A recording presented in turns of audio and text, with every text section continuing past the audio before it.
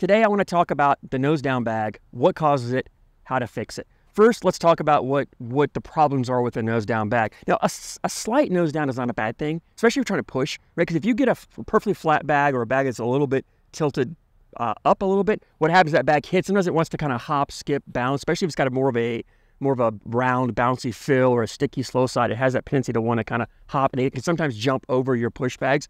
So if you're trying to push a bag, especially if you're trying to push and ride a bag a long ways, a little bit of a nose down is great because when that bag hits the board, it allows that front end to move, and the back just suddenly comes in and you just gets that full push. You don't lose a lot of power, and you can run that back all the way up the board. However, if you get too aggressive of a nose down, then you start into a couple things. One, you end up with the bag unintentionally flopping over.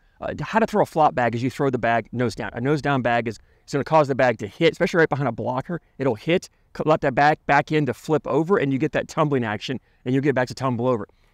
If you want to do that, great. That's how you throw a flop, no problem whatsoever. But if you're trying to push bags, it'll be frustrating if you try to push and your bag lands and keeps tumbling over and you can't get that blocker to push out of the way.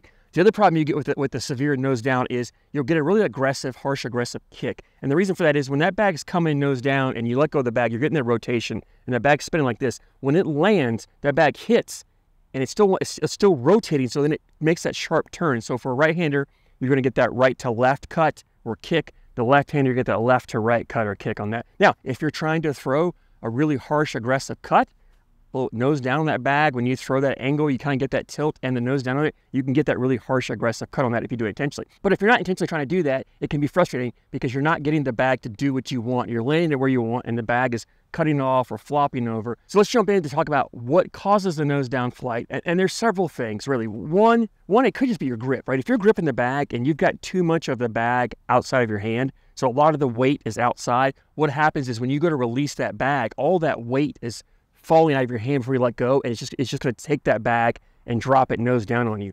The other thing could be an early release, right? Maybe you've got more of the beads in your hand, but as you go to release, you're letting go of the bag too early, and you get that lifting up action. As that bag's coming out, your arm is still coming up, and you're picking the back of that bag up, and it's getting the back higher than the front because you're letting go too soon.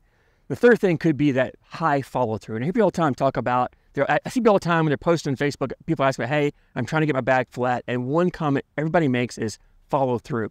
The problem with the follow through is the follow through cornhole is not what you think of like a traditional follow through. In cornhole, the follow through is a full extension out. You're just extending out. People a lot of times think the follow through is your arm is going up, especially bowlers. Bowlers have that low arcing throw and the high follow through. Great for bowling. Awful for cornhole. If you have that type of throw, you're probably throwing with a nose down bag. And the reason for that is similar to the early release is when you're letting go, as you release that bag, if your hand's still going up, again, you're lifting up on that bag. So as you let go of the bag, right, boom, but your arm's still coming up. So how do you fix it? Well, one, it could be simple. If your problem is the grip and you're not gripping enough beads, put more beads in your hand, right? That's why I love a butterfly grip, because I can get all the beads to settle down, and then I grab it. I have control of 2/3 of the bag right here. I really have control of the whole bag, but 2/3 of the bag is in my hand, in my grip. So when I let go of the bag, right, it's still sitting the way I want to. If you're gripping just a little bit, when I let go of that bag, I have no control. It's wanting to automatically fall out. So put more beads in your hand if that's your issue. Now, if you have the high follow through or the early release, the simple way to fix that is, it's a mental thing, right? When you come back, wherever your furthest point is, if it's at your hip, behind your hip, wherever, think of this point till you release as a straight line. From here to here is a straight line. It's not an arc, right? You're not dipping down and arcing up on the bag. You're going from here to here in one point. And when you let go of that bag, you just continue to extend out.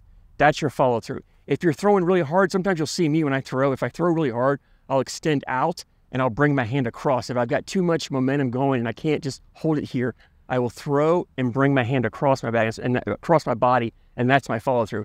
I never want to go up. But if I'm trying to throw different throws, like the high arcing, the airmail, maybe if I'm trying to throw a softer bag to block, I'm trying to land low on the board, maybe I'm trying to throw a harder push, I'm not changing my release, I'm changing where I release the bag. So I may release it here for a hard push, I may release it up here for a higher, softer landing bag, or maybe I'm going for a high, really high arcing airmail to try to drag a bag that's on the back of the hole. So all I'm doing is just changing my release point, here, here, here, what I'm doing. But from here to here is a straight line. Here to here is a straight line, right? That's all I'm doing in my throw. And when you start doing that, I think you'll find, it's going to be awkward. The first time you start doing it, it's going to feel weird. It's going to be different. But if you can get rid of that early release and get rid of that high arcing follow through, I think you'll get the nose of that bag and that bag come out flatter. And the beauty of a flat bag is once you get the bag flat, then you can go back to manipulate a nose down for a flop or a harsh cut, a nose up for a roll, angle side to side to adjust which way you're wanting to cut the bag. So once you get that bag flat,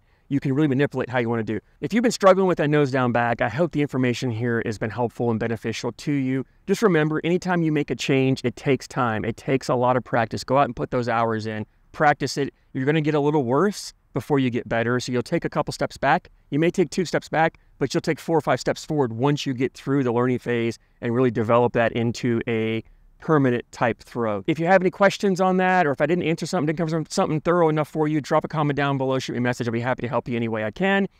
For those of you who maybe don't have the nose down throw, but you have another issue, drop a comment, shoot me a message. Let me know, what's the one thing in your throw that you're struggling the most with? Let me know what that is, and I'll do my best to put a video out to help you guys with that one thing. In the meantime, I thank you so much for your support, and I thank you for watching.